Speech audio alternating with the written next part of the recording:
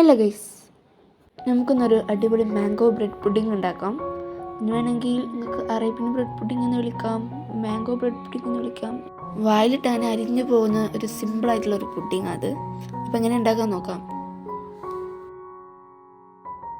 അപ്പോൾ ആദ്യം തന്നെ വേണ്ടത് ഒരു 2 കപ്പ് പാലാണ്. അത് നന്നായിട്ട് തിളപ്പിച്ചതിന് ശേഷം അതിലോട്ട് ആവശ്യത്തിന് പഞ്ചസാര ചേർക്കാം. നിങ്ങൾക്ക് മധുരത്തിന് ആവശ്യത്തിലുള്ള പഞ്ചസാര ചേർക്കാം. പഞ്ചസാര മെൽറ്റായതിനു ശേഷം നമുക്കിതിലോട്ട് ഒരു 2 സ്പൂൺ മാംഗോ പ്യൂരി ചേർക്കാം. മാംഗോ പ്യൂരി എങ്ങനെ ഉണ്ടാക്കാമെന്ന് വെച്ചാൽ മാംഗോയും പഞ്ചസാരയും കൂടി ഒന്ന് ബ്ലെൻഡ് ചെയ്തെടുത്താൽ മതി. മാംഗോ പ്യൂരി ചേർക്കുമ്പോൾ പാലിങ്ങനെ കട്ട പിടിച്ച മാതിരി നിൽക്കും. അത് കുഴപ്പമില്ല, അത് നന്നായിട്ട് മിക്സ് ചെയ്താൽ അത് ബ്ലെൻഡ് ആയിക്കോളും. പിന്നെ നമുക്ക് കുറച്ച് വിപ്പിംഗ് ക്രീം വേണം. അപ്പോൾ ഞാൻ 1 കപ്പ് വിപ്പിംഗ് ക്രീം ചേർത്ത് നന്നായിട്ട് ബീറ്റ് ചെയ്ത് വെച്ചിട്ടുണ്ട്. പിന്നെ എനിക്ക് 2 സ്പൂൺ മാംഗോ പ്യൂരിയും കൂടി ചേർത്ത് നന്നായിട്ട് ബ്ലെൻഡ് ചെയ്യാം. അപ്പോൾ നമ്മൾ ക്രീം സെറ്റ് ആയിട്ടുണ്ട്. ഇനി നമുക്കിത് സെറ്റ് ചെയ്തെടുക്കാം. അപ്പോൾ ആദ്യം തന്നെ ബ്രെഡിൻ്റെ ലെയറാണ് വെക്കുന്നത്. നമുക്ക് ബ്രെഡിൻ്റെ സൈഡൊക്കെ കട്ട് ചെയ്യാം. ഞാനിപ്പോൾ മടിയിട്ട് കട്ട് ചെയ്തിട്ടില്ല, നിങ്ങൾക്ക് വേണമെങ്കിൽ കട്ട് ചെയ്യാം. ഇനി ആ ബ്രെഡിൻ്റെ ലെയറിൻ്റെ മുകളിലോട്ട് ആ പാലിനെ മിക്സ് ചേർക്കുക. ആ പാലിൽ ബ്രെഡ് നന്നായിട്ട് സോക്കായതിനു ശേഷം നമ്മൾ ക്രീമും ചേർക്കുക.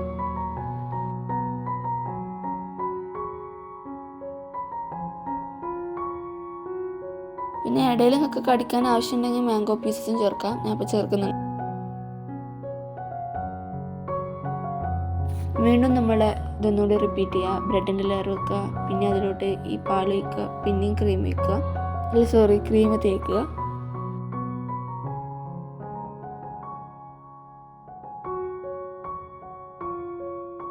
മുകൾ ലെയറിൽ ഞാൻ അത്യാവശ്യം കട്ടിയിൽ തന്നെ ക്രീം തേക്കുന്നുണ്ട്.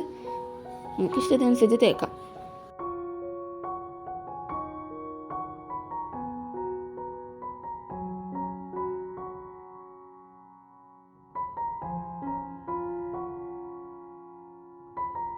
പിന്നെ കാണാനൊരു ഭംഗിക്ക് വേണ്ടി കുറച്ച് മാംഗോ പ്യൂരി മുകളിൽ ഒഴിച്ചെടുത്തിട്ട് നമ്മൾ ഒരു ടൂത്ത് പീക്ക് കൊണ്ട് ഒരു പാറ്റേൺ വരച്ചെടുക്കുന്നുണ്ട്. പാറ്റേൺ എന്ന് പറയാൻ പറ്റില്ല, ഇതൊരു ഡിസൈൻ.